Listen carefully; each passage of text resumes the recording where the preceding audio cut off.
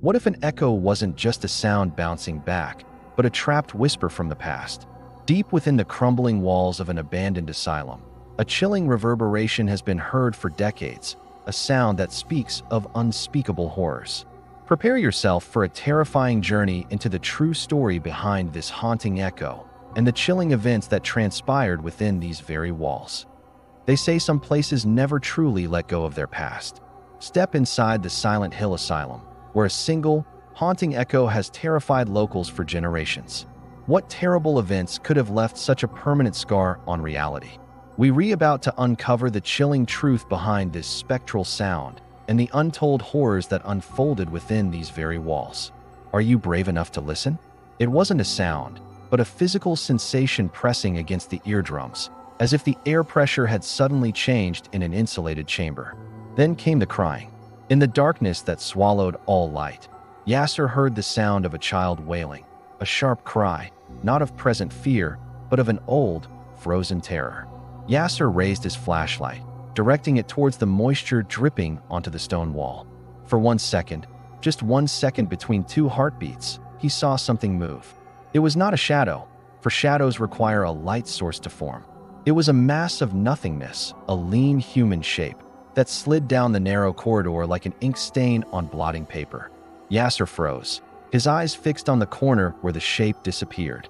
He realized that no one had passed through this corridor for decades, and the air within it was stagnant and suffocating. "Sari? Lama?" he called out in a husky whisper, but the echo replied only with silence. The silence of the bunker that had never truly died. Then, time rewound. At the ancient Nile Cafe, where cigarette smoke and the smell of ground coffee hung thick, the four sat around a scratched wooden table. Yasser, the 30-year-old photographer, was wearing a leather jacket and a heavy camera bag slung over his shoulder, excited as usual. The Atlantis hunters brought him fame for documenting abandoned and frightening places, and this new project was his big break. Across from him sat Lama, the young historian with sharp eyes and the reading glasses that betrayed years of research. Lama was rational, leaving no room for talk of ghosts or negative energy. She was here for history, for the document. As for Dr. Sari, he was a retired physicist, his hair snow white and his eyes gleaming with a strange obsession. He was the main impetus for the trip. He looked at Yasser and smiled sinisterly. "My boy, what we are looking for is not just history. It is residual energy, a temporal echo. The walls here are not soundproof. They are containers of material memories." Next to him sat Sarah, Dr. Sari's research assistant and a writer. She was the quietest of the group, but her large eyes were troubled by a hidden worry. She was the most sensitive on the team, feeling the subtle currents before they were heard. Dr. Sari spread his hand on the table and revealed an old yellow map, a set of faded photographs, and a typewritten report. This bunker, or as I call it, the Vault of Echoes, is located beneath an abandoned building in an old neighborhood. Military reports from the 1950s suggest it was a secret center for auditory and visual isolation research on a group of military and civilian personnel. But the experiment did not conclude. It suddenly stopped. All records of the inmates' fate were lost or destroyed. But what was not destroyed is the echo. He pointed to a cryptic report mentioning anomalous sound waves occasionally detected around the site, frequencies that did not match any natural source. "I see evidence of an unreported historical crime," Lama said, adjusting her glasses. "The attempts at cover-up point to government corruption or a human tragedy, not to ghosts, Doctor. And I see pictures unlike any other," Yasser exclaimed, his mental countdown to adventure already running. But Dr. Sari calmly shook his head.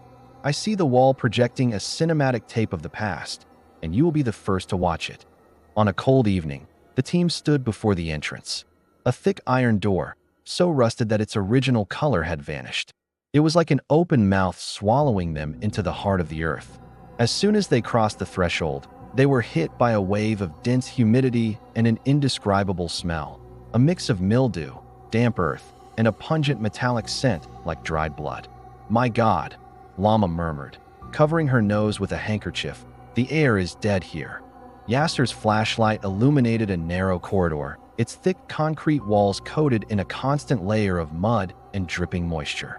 There was no sound from the outside world, The silence was absolute, a pressure on the eardrums, as if the bunker was trying to suffocate any external noise.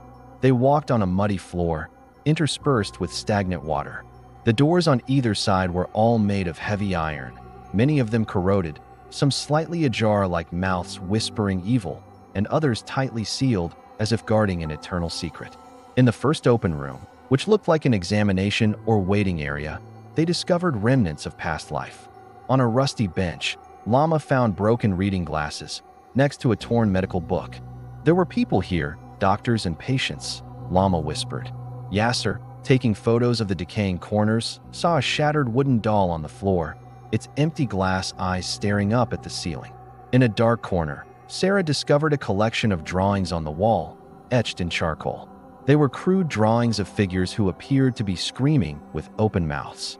"Look," Dr. Sari said, pointing at the wall. "These are not just drawings.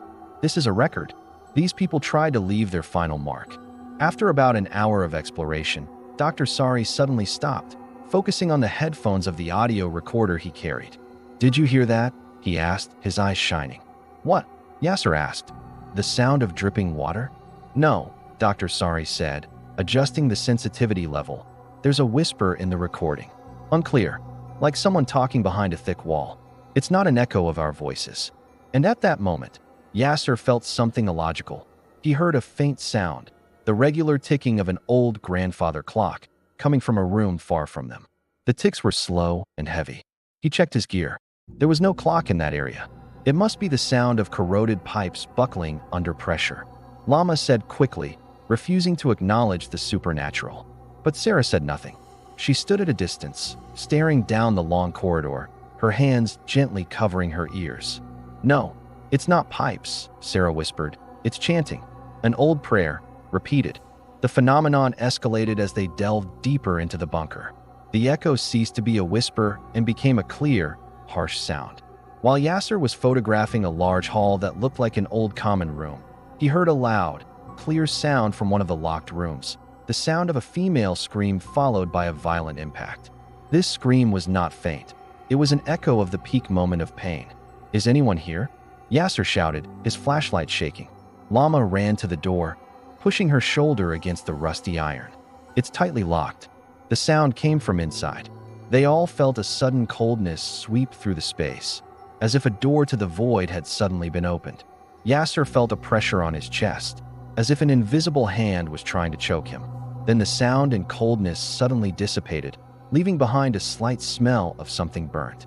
Dr. Sari was ecstatic. "This is the harrowing echo. It's consuming our thermal energy to activate itself. It's not just a recording. It's an entity reenacting its past through our presence." In a room that served as a partial archive, Lama found damp records that were barely legible. They were the memoirs of one of the supervising doctors of the experiment. Day 15. "I cannot bear the noise in my head. Someone is always screaming, even when they are all silent. The inmates demand to be released." Patient A attempts to scratch off her skin. The experiment aimed to isolate the senses to create a new human, but it created monsters of despair. They started hearing sounds unrelated to the isolation. Sounds from outside of time, the ancient sounds of the bunker. The leader decided to terminate the project, forever. Yasser took a photo of the last sentence in the memo, but the ending was torn off. A massacre or mass madness, that's what happened. The project was not concluded, it was buried. The echo no longer just mimicked old events, but began to interact with the present and their own private memories. Lama was walking down a dark corridor when she saw the shadow of her brother, who went missing years ago in an accident, at the end of it. "Khaled," she whispered his name.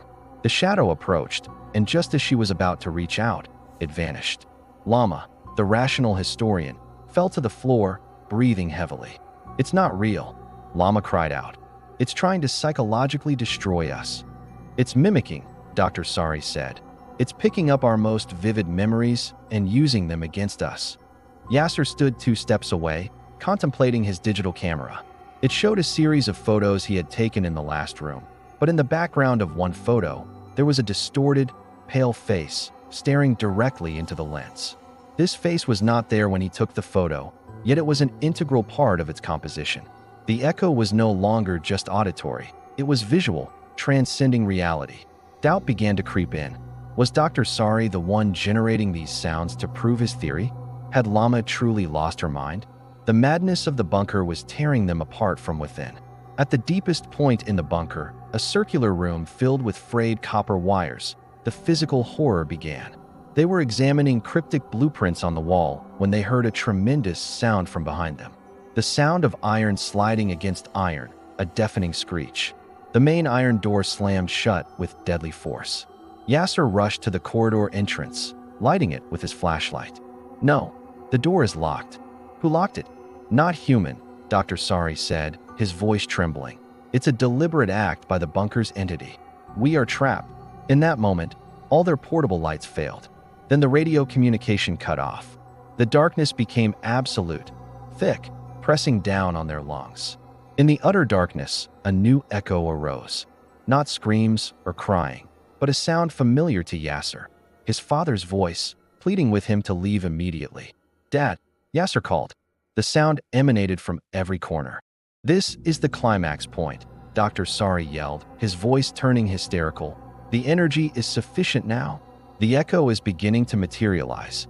Sarah felt a very cold touch on her neck, as if frozen fingertips were trying to pull her back.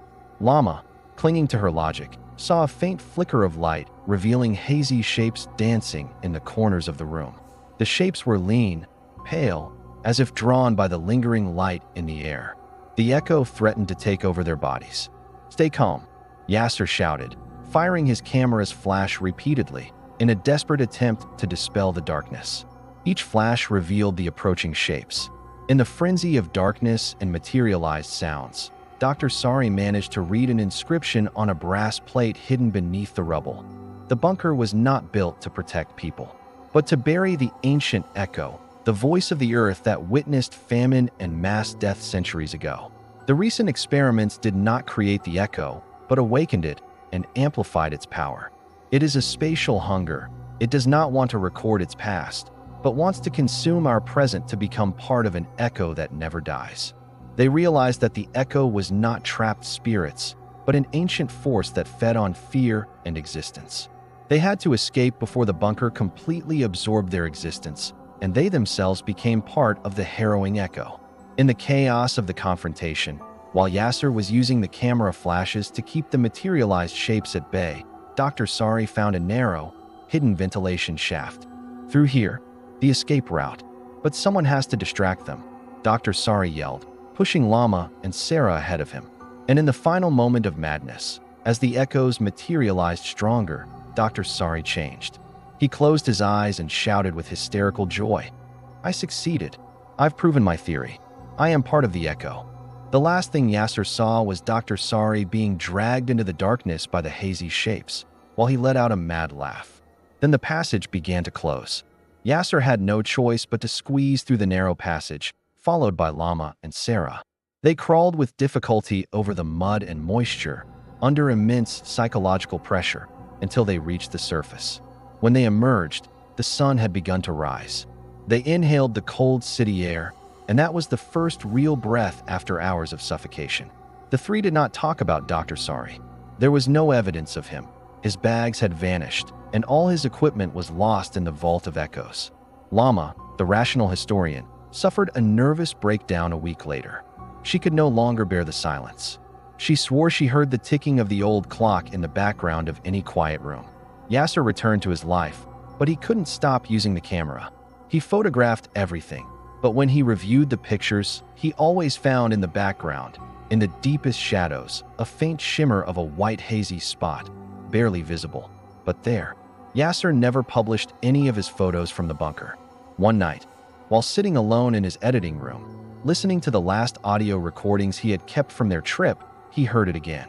Not the whispers, not the screams, but the echo of his father's voice he had heard in the bunker, followed by a mad, familiar laugh. Dr. Sari's laugh. Yasser finally realized the echo had not left the bunker. It had clung to him outside. The echo is not confined to old walls. It can travel through memory, through the image, and through sound.